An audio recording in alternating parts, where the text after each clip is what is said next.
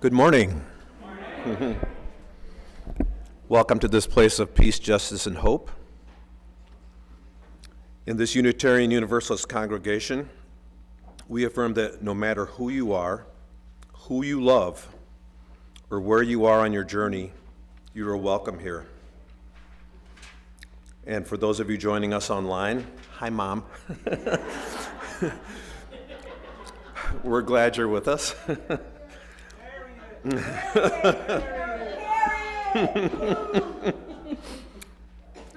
If you're visiting us today, we invite you to sign our visitor's book.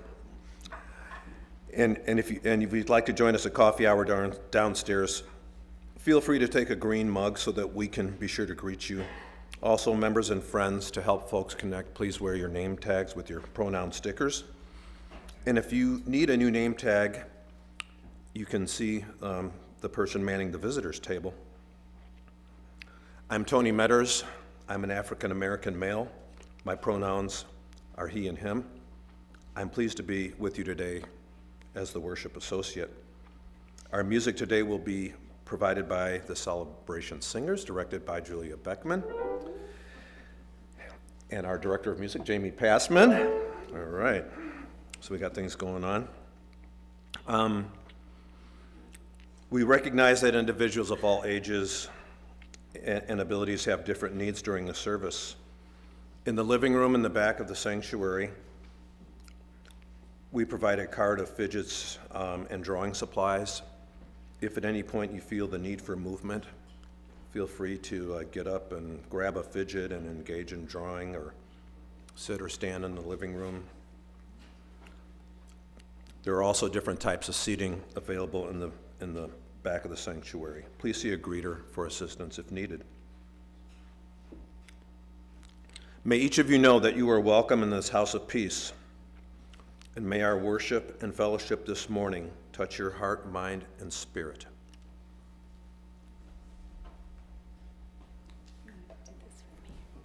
I want to add my welcome to that of Tony. I'm Reverend Dr. Beth Johnson. My pronouns are she, they. I'm a short white woman with red hair, and I just want to, and that's, we sometimes do a visual description in the service of accessibility. So while we may assume that, oh, why do we have to say that? I can see them. There are some people among us who may not be able to see us, and people online who also may be visually impaired. So thanks for modeling that for me, Tony, because sometimes I forgot. I just want to thank y'all for being here on this very chilly Sunday morning. It is, I don't know, Tony, for me, this is a high holy day. It is for me too. Yep. And I'm warming as we speak. It's so wonderful. Exactly. And isn't it it's warming to just that people came. Yeah. They could have stayed in bed, or watched the live stream, but y'all came because we know the importance of being in community. We're going to go ahead and call you into worship this morning with words by the Reverend Dr. Martin Luther King Jr., whose life, legacy, we celebrate and live into today. We are caught in an inescapable network of mutuality, tied to a single garment of destiny. Injustice anywhere is a threat to justice everywhere. There are some things in our social system to which all of us ought to be maladjusted. Hatred and bitterness can never cure the disease of fear. Only love can do that. We must evolve for all human conflict a method which rejects revenge, aggression, and retaliation. The foundation of such a method is love. Before it is too late, we must narrow the gaping chasm between our proclamations of peace and our lowly deeds which precipitate and perpetuate war.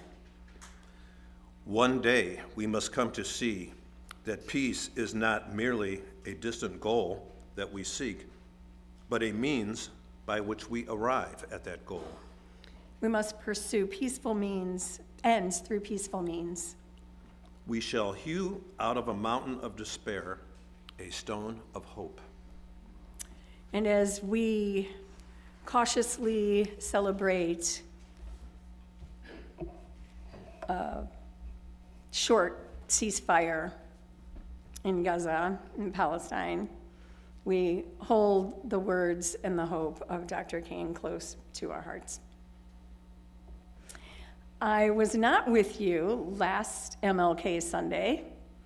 I was in San Diego, and so I didn't know, actually, that y'all have a tradition here of singing Lift Every Voice and Sing. In a moment, we're going to sing that. First, it's a hymn. The lyrics were written by James Weldon Johnson and set to music by his brother, J. Rosamond Johnson. It was written from the context of African Americans of the late 19th century. The hymn is a prayer of thanksgiving to God, as well as a prayer for faithfulness and freedom, with imagery that evokes the biblical exodus from slavery to freedom to the promised land. And we know that that is a theme for Dr. King's work and the work of all who are seeking liberation. It was featured in 42 different Christian hymnals, including ours. It's also been performed in various places. When I'm in San Diego tomorrow, there will be 1,000 people singing it together. So we're not 1,000, but we're going to lift up our voices. Its prominence increased since 2020, following the George Floyd protests.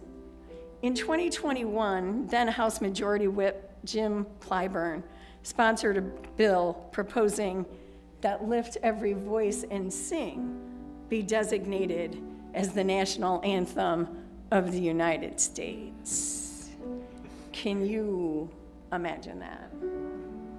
As a predominantly white but not entirely white congregation, we sing this song humbly and also in solidarity, as the aspirations of this song are with us now. I invite you to rise, embody your spirit, help us sing hymn number 149, Lift Every Voice. We're singing verses 1 and 3.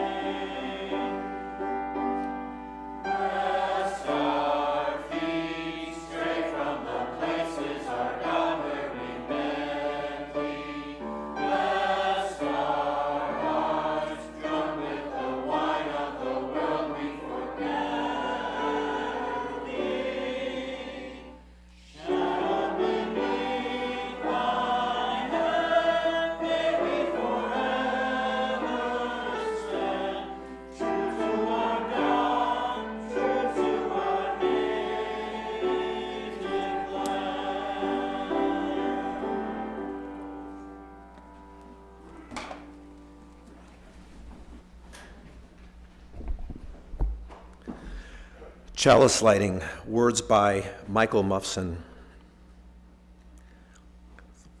This little flame reminds us that even in the darkest dark, we can create illumination. It may just be a lonely little flame, but when we hold it out against the darkness, we can see a little way behind us where we have come from, and we can see a little way before us in each direction. And with our little flame of hope illuminating just enough, we may step, but the candle is not alone. It stands beside all the candles we have ignited. It stands beside all the candles that have been lit in churches and homes and in streets and in vigils. With every step, we bring the candles closer. With each new candle, the light grows brighter. And just beyond the halo's edge, I can just make out the streams and tributaries of stepping candles flowing into an ocean of light, illuminating a way forward to the world we all hope for. Thank you, Tony. I'd like to invite our Director of Programs, Pam Fodor, up for our Time for All Ages. And there you go. You got students come bringing you up here. Yeah.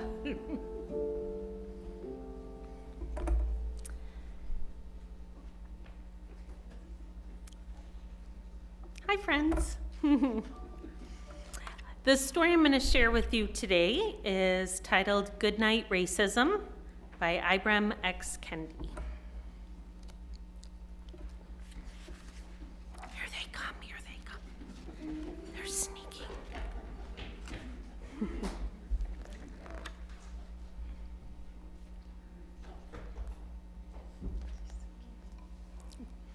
Outside the window, peeking down from the night sky, the moon watches over us. She sees kids smiling at dinner tables,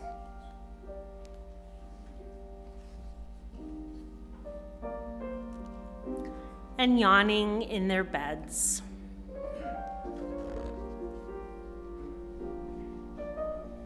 But some kids do not have food, they do not have beds, because of unfair rules and unjust treatment.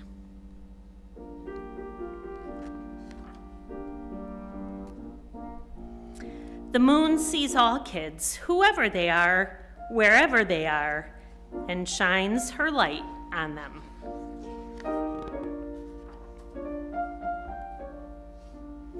The moon wants her light to kiss every child goodnight. The moon's delight when every child falls asleep. Because the moon knows when we sleep, we dream.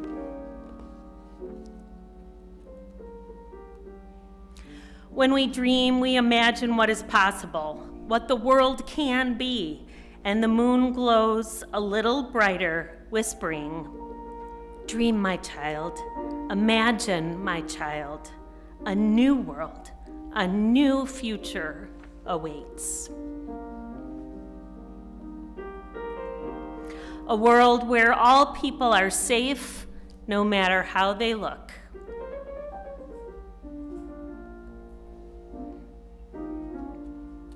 Or how they worship.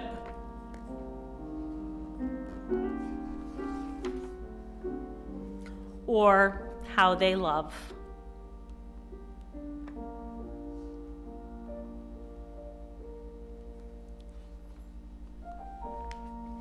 A world where all kids have the same chance to have peace, to have joy, to have a childhood.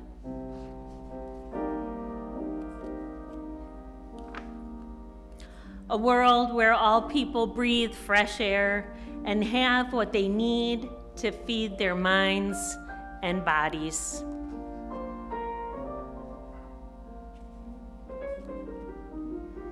A world where our rules open doors and open minds and create equity and justice for all.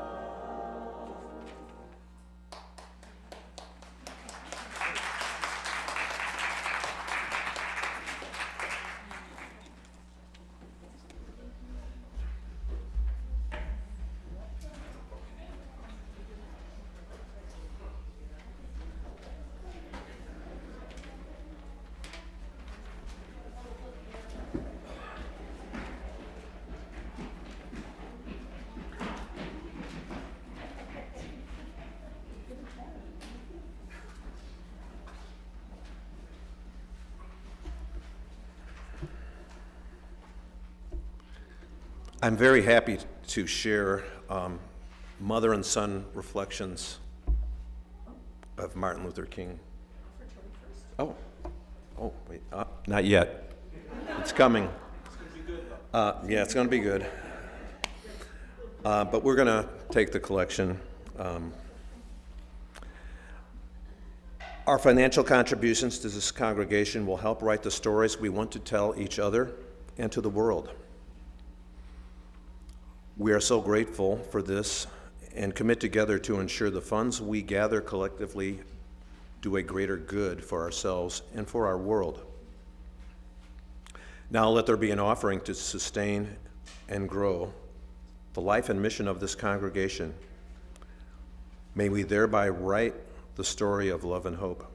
Please join in these offertory words. This church is made up of all of us. It is what we learn together, the work we do together, the fun we have together. It is what we share with one another, with the people around us, and with the world.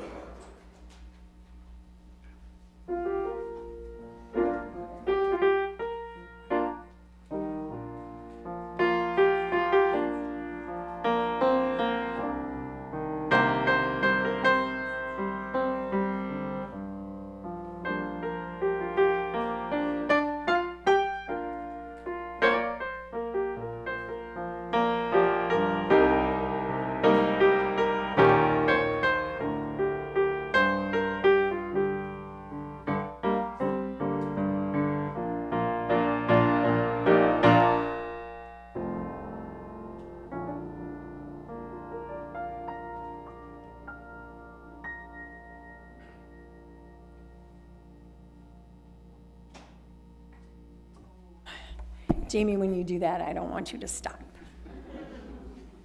Right? As we pause, in this time in our service, a time of listening, that'll be followed by a time of sharing. We know that while we recognize the struggles in the world, we also recognize the struggles that sometimes we bring with us. And we know that sometimes they are not separate. So I'm going to invite you to go ahead and take a breath with me. And just allow yourself to be present to what is in your body and in your spirit, in your mind today, what it is that you bring with you. And allow that breath to tune you in to a voice that may be speaking to you. A through line for this part of the service is a song called Hush. It is from the African American tradition, and it has different layers. It speaks to the individual, and it speaks to the community. So, beloved, I invite you right now to just hush. And we're going to go ahead and sing just verse 1 of number 1040, Hush.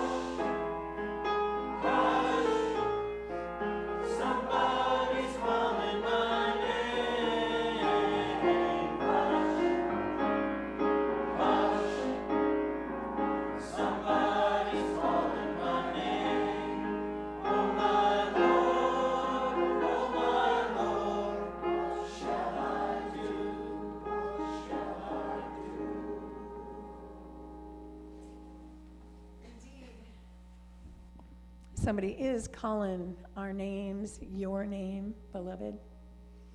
And at this time of quiet and meditation, what is it that is on your heart Perhaps you have a joy that you yearn to share. Perhaps there is a sorrow weighing on your heart. If that is the case, I invite you to come forward and take a pebble. Each one is unique, signifying the uniqueness that you each are. You can go ahead and drop a pebble in silence. If the voice inside of you is saying, hush, you don't have to speak. You can just let your joy or sorrow be held in the waters, healing waters of community. But if you do have something that you would like to share with us briefly, I'm going to invite you to come up. You're going to have to come up this row, drop a pebble, and just share with us briefly. Carefully, my choir, carefully.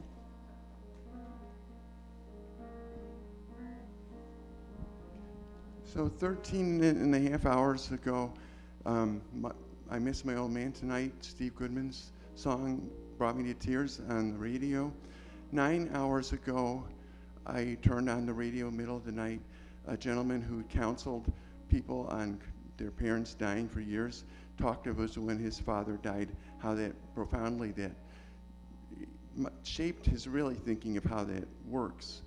9 hours ago in 3 years and 9 hours ago, my father, a king in my life, died. Al Fisher.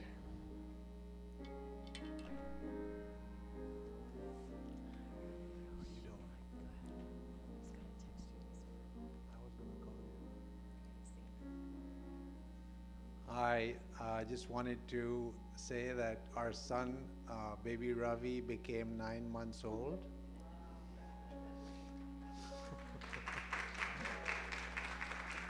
So he's standing with some support, but he can stand now.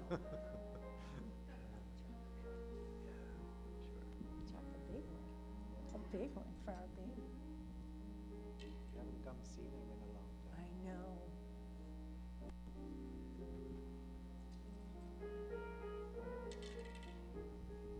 I'm Darren. I dropped 2 pebbles, one for 2 joys, that my oldest son Mason is here today, and my sister is here today. The sorrows are for Sandy B. and Jill that have had some cold flu thing for 10 days or more.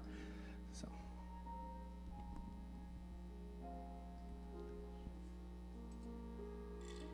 Hi, I'm Dave. Yesterday we saw my son, daughter-in-law, and my grandson, who's 3. So that's just wonderful. We also got bad news about his other grandfather's health. So that's sort of a drag.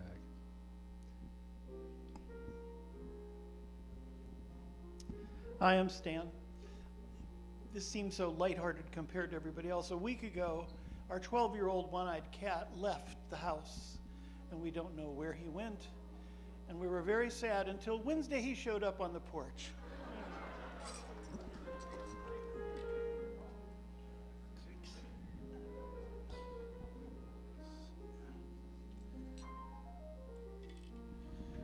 Hi, I'm Leo.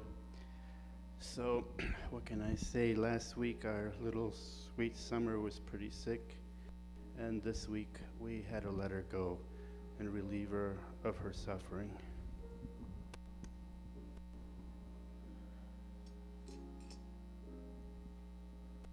For Alan.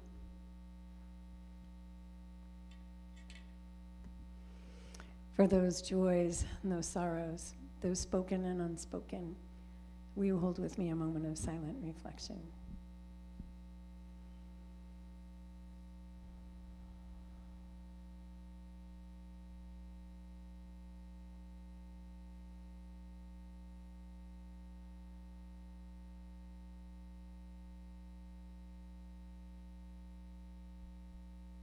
Spirit of life, Spirit of love, Holy One moving in, through, and among us in our joys and our sorrows. We pause before the next thing, Holy One, knowing that no sorrow is too meager to warrant the expression and the comfort needed for our beloveds, for the four-leggeds, for our humans who we've lost, and then for those who've been found, for birthdays, for hope, for the possibilities that we, as we gather, know that together we are more than we could ever be alone. We pause before the next thing. Breathe with me. Beloveds, know this.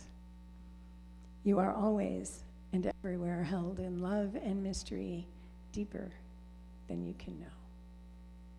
Amen.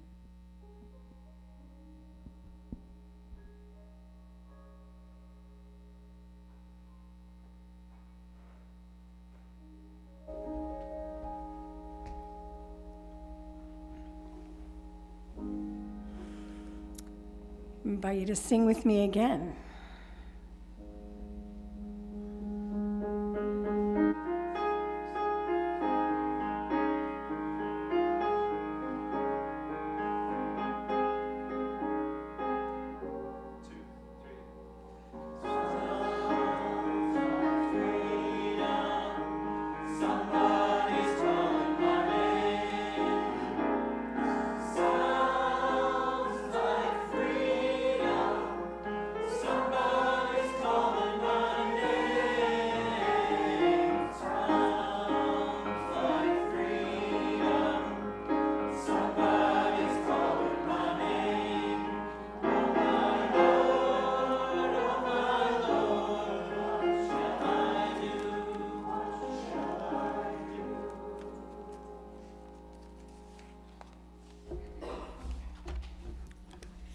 Where was I?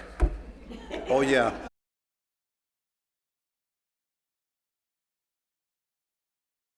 Dedicated men who ever lived. This we know, but I have other reflections to share. On or around April 4, 1968, don't know exactly, but this is what I remember. I was about 9 years old. My mother, Harriet, and I were in our neighborhood of High Park in Chicago. We pulled up to the First Unitarian Church of Chicago and got out of the car.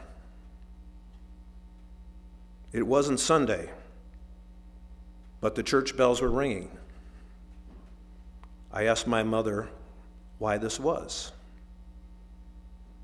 Without hesitation, she told me gently but firmly, it's because Martin Luther King has been killed.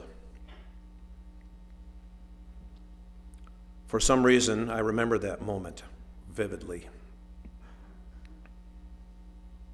At 9 years old, did I know who Dr. King was? I think I knew of him.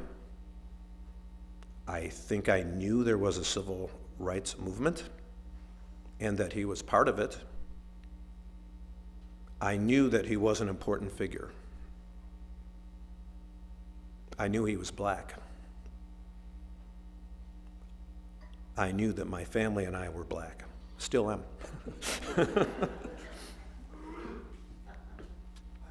Fast forward. I'm 65 years old, and I wondered if my mother remembered our conversation from that day nearly 57 years ago. With the Martin Luther King national holiday approaching, I decided to ask her. As impactful as that moment was for me, she did not remember it at all. But here is what she shared with me about that time.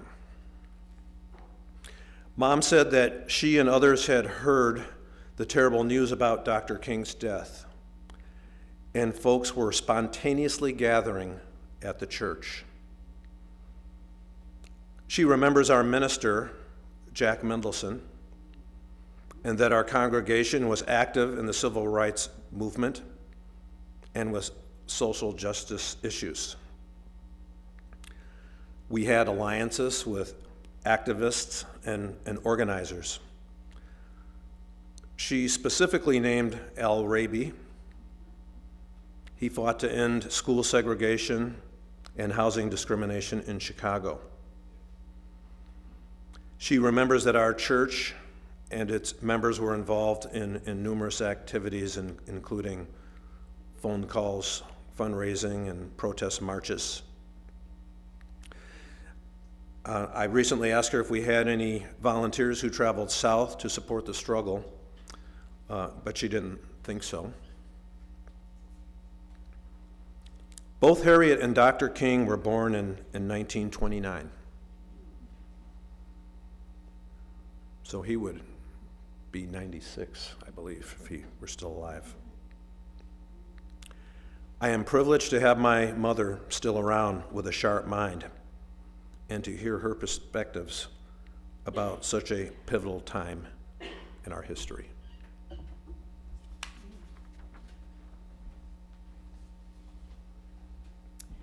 Tony, I think it sounds like freedom. Me too.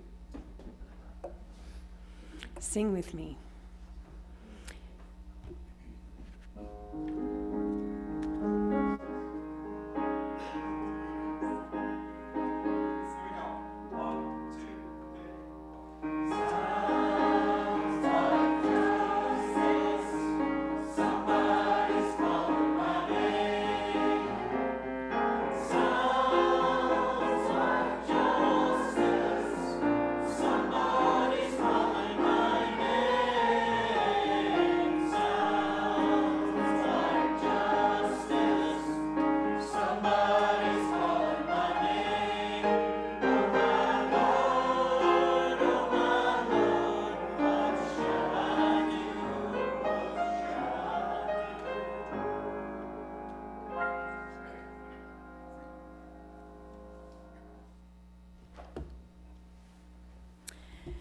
Hush. Hush. Somebody's calling our names. Can you hear it? Now, in this hymn, in this song, our African American siblings were hearing God's call on their life. I think, too, it would be right to say that justice, freedom, has many voices and is calling us even now. And oh, my Lord, what shall we do? That's a question. What shall we do? I'm not the only one with answers to questions. If the Lord or God or the holy or love or freedom or justice are calling our names, what should we do, y'all? Again? Answer. That is actually the response I have written in my text. Answer. So if freedom, justice, and the holy and love are calling our names, what are we supposed to do? I didn't hear you. What are we supposed to do? Yes. Yes. We gather today to honor a prophet, even as we anticipate the need for prophets in our time. We honor the Reverend Dr. Martin Luther King Jr. and his prophetic call that rings down the decades, naming the fierce urgency of now. And we know that now is now.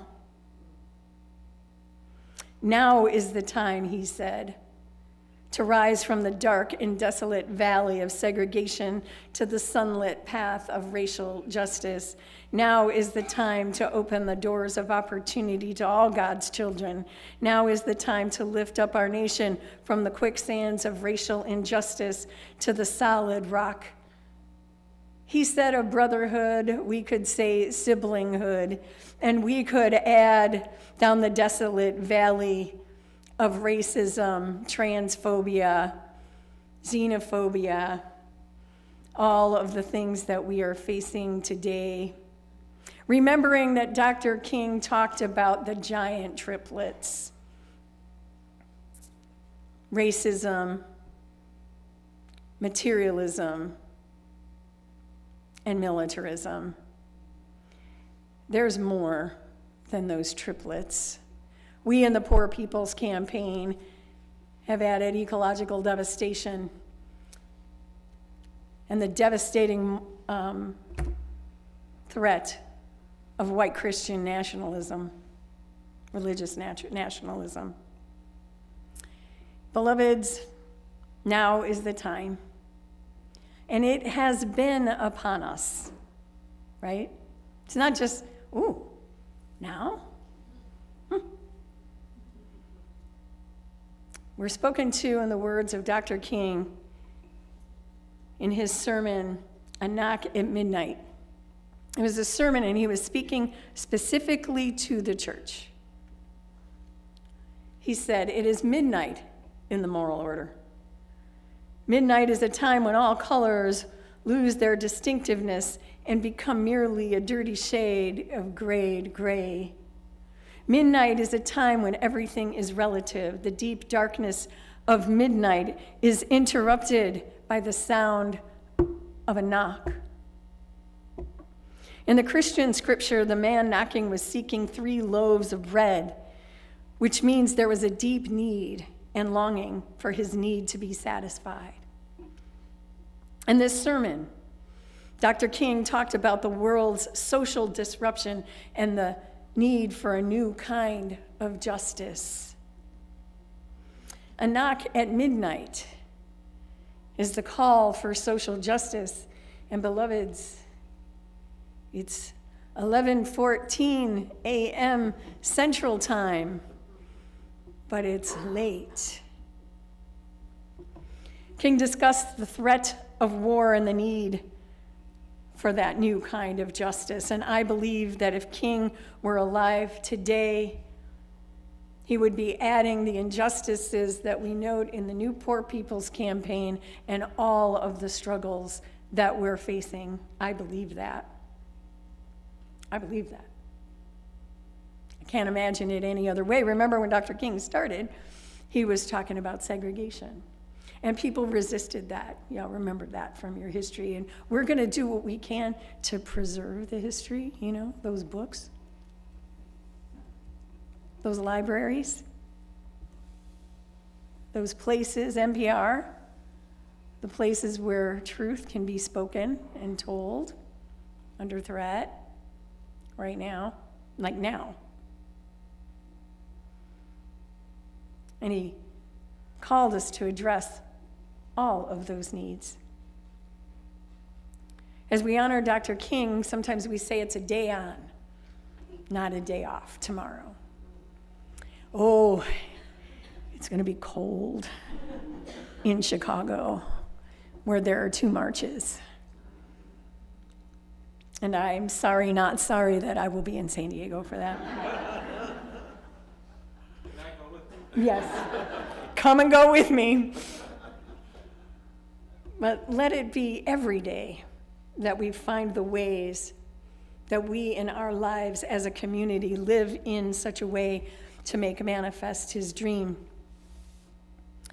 We recall in his Beyond Vietnam speech, so remembering he went from segregation to talking about poverty.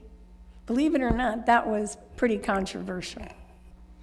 We don't hear much about poverty these days. We hear about shoring up the middle class in some quarters, and then we hear about taking care of the billionaire class. And then he talked about war, and that's where he came up with the giant triplets. He said in that speech, "I'm convinced that if we are to get on the right side of the world revolution, we as a nation must undergo a radical revolution of values. We must rapidly begin the shift from a thing-oriented society to a person-oriented society. when machines and computers and profit motives and property rights are considered more important than people. Here he says it, the giant triplets of materialism, militarism, and racism are incapable of being conquered. He said when these are considered more important than people, they are incapable of being conquered. This is the moment that we are in right now. Right now.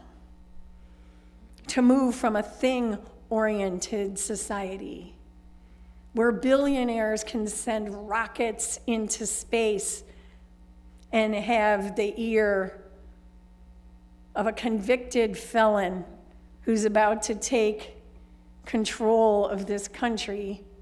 And there are people, beloveds, I will tell you right now, in our beloved Chicago who will freeze to death tonight.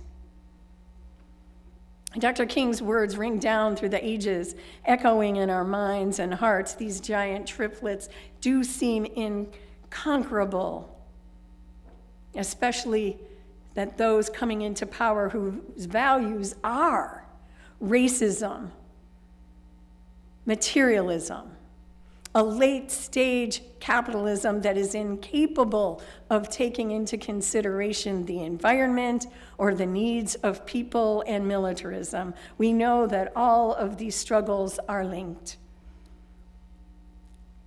Healthcare, LGBTQIA, our trans siblings, immigration, racism, the Palestinian struggle for self-determination, all of it, all of the struggles are linked. Racial justice, all of it. And yet, friends, we continue to live from a moral vision and do all we can to dismantle those systems. But this is what we know. First of all, we haven't been able to accomplish the dismantling, have we? They seem to be more intractable. And you're thinking now, oh my God, is there ever going to be any hope in what she's saying? We must build new systems and new communities. Taking apart is not enough. Think of the tapestry of oppressions and the threads that make it seem inconquerable, strong. But we pull one thread and we answer the call to continue to pull those threads. And then we weave in threads that are solid and strong, of community, of justice, of caring for one another and our neighbors, even as we anticipate the breaking down of the systems and protections that have been the hallmark of this imperfect, aspiring democracy. We must imagine new ways of being in community, determining what it is for us to do as individuals and as a community. Nicole Presley with Side with Love said something that, to be honest, it's a challenge for me. Just saying. To do one thing and do it well. I want to do a lot of things, don't you? But she says, in this new way that we're going to be, pick the one thing you can do. Not everybody can go in the streets, even if it's going to be 60 degrees. But there's one thing as an individual, and do that thing well.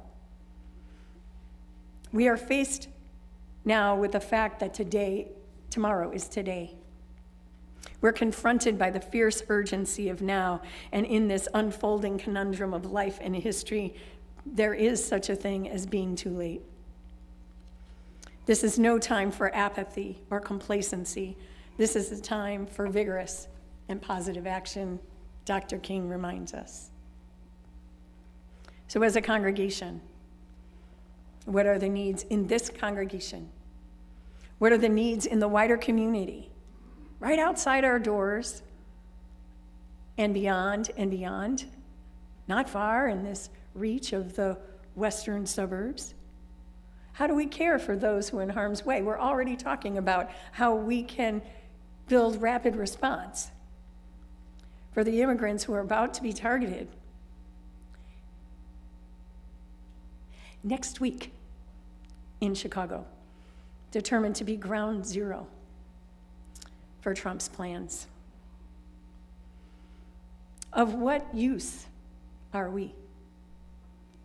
The other night, I heard Angela Davis on a call with Serge showing up for racial justice say, we have to imagine ourselves as larger.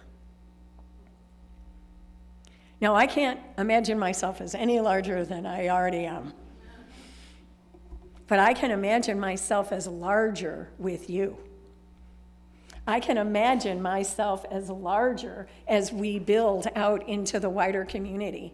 And where necessary and possible, sorry, didn't talk about it, David, we bring the wider community in here where we can. We go out into that community and we are larger. Together, again, when I say together we're more than we could ever be alone, I mean that. And that makes us larger. Rebecca Parker, a UU theologian and minister, said, our times ask us to exercise our capacity for prophetic witness. By prophetic witness, she says, I mean our capacity to see what is happening, to say what is happening, and to act in accordance with what we know.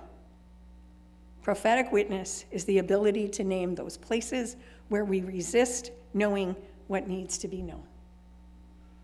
I'm of a mind that we are all called to be prophets in this unprecedented and dangerous time. We need prophets, not only in the pulpit or in the pew or on the platform.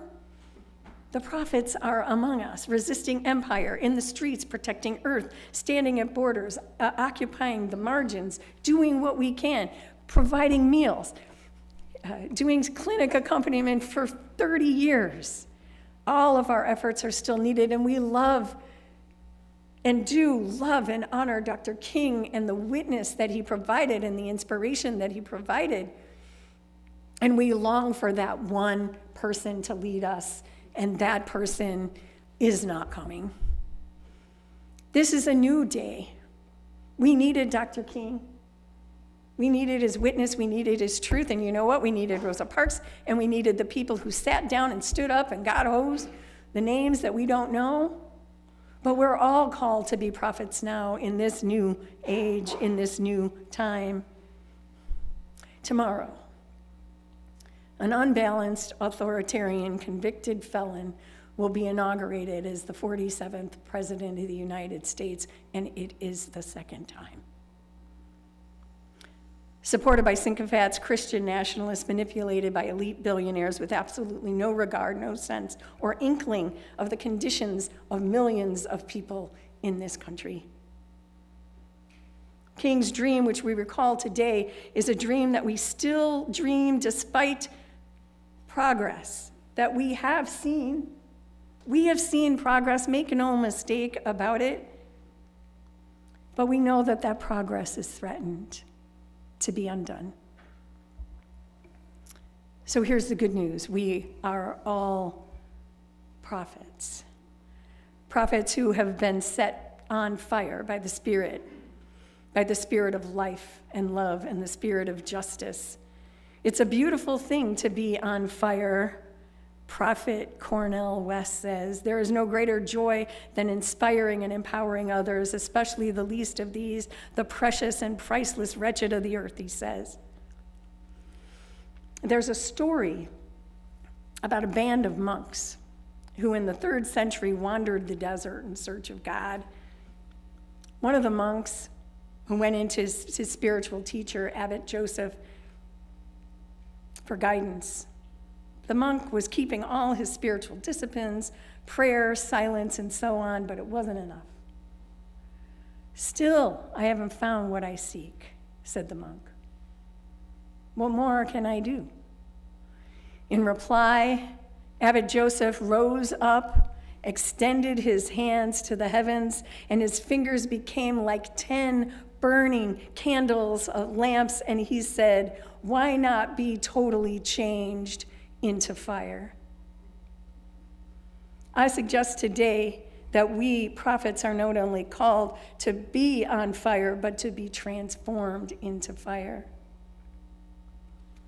Poet John O'Donohue, in the name of the fire, the flame, and the light, praised the purpose, the pure presence of fire that burns within, without, throughout time. Fire, the source of love, the fire of commitment, the fire for justice, the fire for a transformed and redeemed world, fall upon us. The fire, the source that gives shape to the flame that burns within us and is us. The flame gives birth to the light illumines the shadows, and here's the thing, the flame takes different shapes at different times. Sometimes your flame flares up. Have you ever felt your flame flare up and you were there and present and accounted for?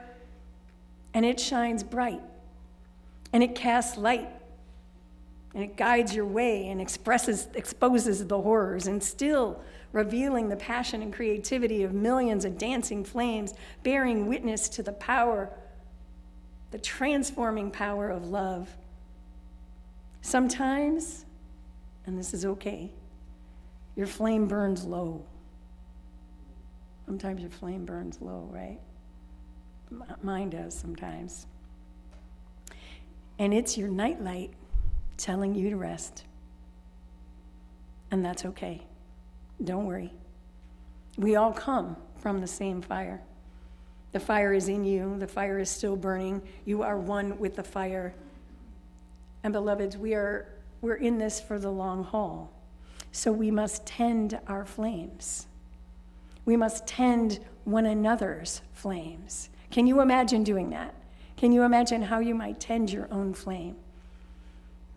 With spiritual practice, being with friends, knitting, whatever it is that tends your soul, because this is soul work. This work that we're doing, soul work. How can you tend someone else's flame? You've already have experience doing this in the work that you already do. The animal ministry, the prison ministry, the earth ministry, the accompaniment ministry, all of the LGBTQ ministry, launching the immigration ministry. We're already doing it. But it's recognizing what we're doing and doing it with intention. So these flames, cup them, protect them when the winds are ferocious, so that each may shine brightly in its time, as we join our flames and make bonfires when we need to. Let us be strong and rise up when we answer the call of fire, the call of spirit, the call of love. And therein lies our hope. Because, beloveds, you've heard me say hope just means we don't know the future. For out of devastation will arise our resistance, our resilience, and our collective capacity to rely on the power of shared vision and determination to ignite change, to create these communities of solidarity, fierce compassion, radical love, and eyes wide open hope to shape what is to come. We can do this. I got you. I got you.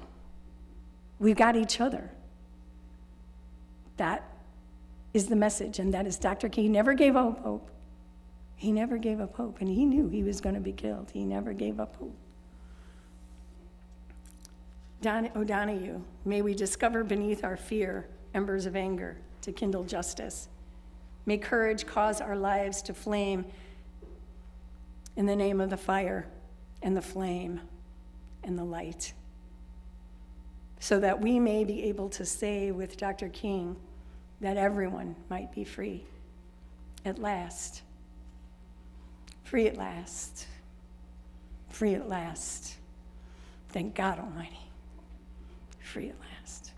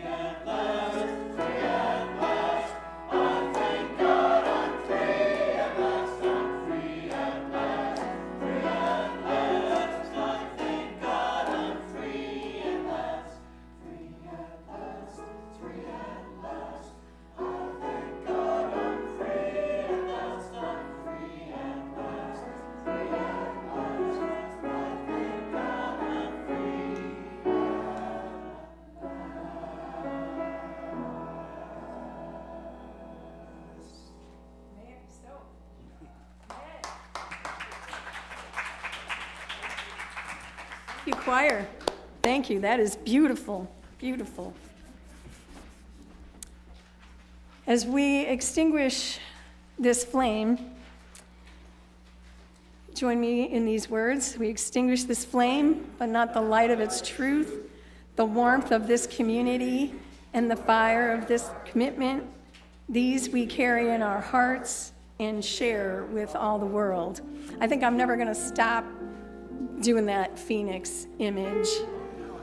Come and Go With Me to That Land is a traditional gospel blues song. It was recorded on April 20th in 1930 by Blind Willie Johnson. Did you ever notice how many of these people who write in songs, his last name is Johnson? By backing vocals with Willie B. Harris, we'll be singing a version that is found in our hymnal. It's going to be number 1018 in the Teal hymnal. But I encountered other lyrics that speak to our longings as well. We're not going to sing them, but there'll be loving in this land. There'll be no hunger in that land. Well, yeah, so maybe we'll add them lyrics another time. Now, as we sing together, I invite you to consider this invitation, or this imperative perhaps, to go together to the land that we think of as beloved community, the not yet. Dr. King talked about the beloved community, the not yet, but coming into being community of justice and love. So as you sing, I invite you to imagine, to see in your mind's eye, to feel in your body and in your spirit what it might look like, that land. And let's go there together. Please rise in body or spirit and sing with me.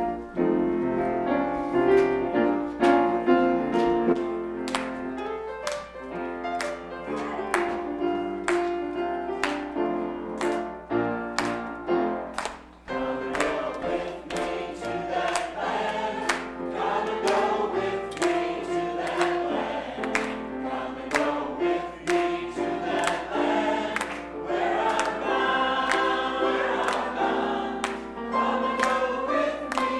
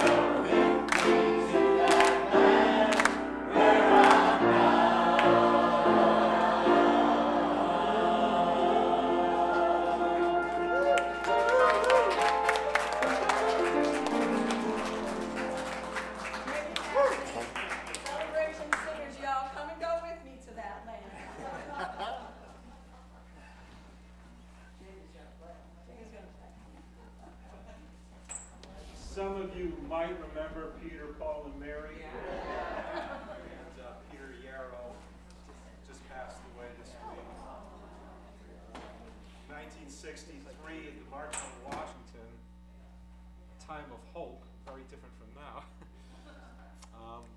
I was 4 years old in '63, and I remember now that the first thing I ever saw musically that I remember was Peter, Paul, and Mary doing If I Had a Hammer during the March on Washington. I've never seen a more passionate political performance in my life. They were absolutely on fire.